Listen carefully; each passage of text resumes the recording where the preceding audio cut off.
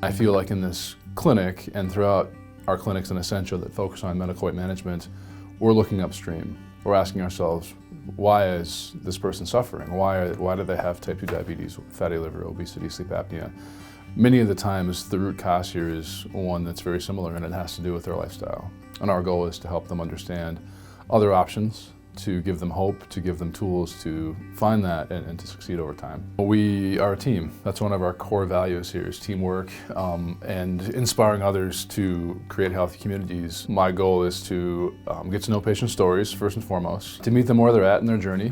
Everybody's coming to us from a different place with different needs and medical complexities and medications, and to reassure them that they're not doing this alone, that they have an expert team of which I am just one of many parts to help them on their journey, and to really, over the course of their time with us, develop a more robust toolkit to manage their food relationship, their stressors, their sleep, their activity, to work with their medication adjustments, to go through their labs, to talk about community support, blood sugar monitoring, whatever the right tool is going forward. We meet any and every need the patient may bring to us. So whether it's seeking behavioral feedback and support from one of our food psychologists, from seeing potentially a bariatric surgeon, from reviewing and interpreting labs, from de-escalating medicines like insulin or blood pressure medicines over time, getting virtual or face-to-face exercise coaching, community support and connection, things that can't really be done as well or effectively through an app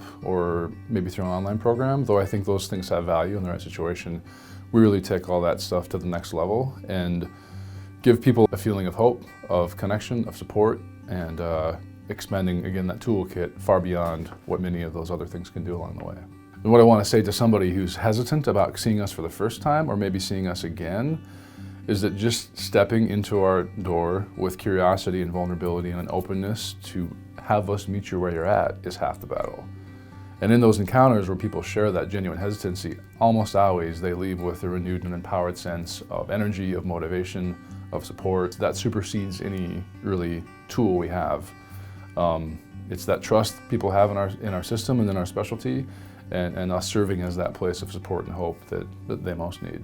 I tell them, give us 90 days, and at that point, if you don't feel like we've made meaningful improvements in the areas of how you feel about yourself, how you maybe look to yourself, how your labs look, how your measurements are, and by the way, the number on the scale usually follows suit when all those things are aligned, then I'm open to reconsidering. So far, that hasn't happened. I am just grateful to be a part of this awesome team. I feel like we're honestly, as it pertains to large rural health systems in America, we're pushing the envelope. I think we're on the cutting edge of just some of the collaborative ideas we have with the specialists that we already mentioned. As a system, I think we're creating value in all those cohorts that I mentioned already, all those components, and in doing so, really importantly, inspiring people like me and my colleagues to keep doing this, because there is no other medicine like this.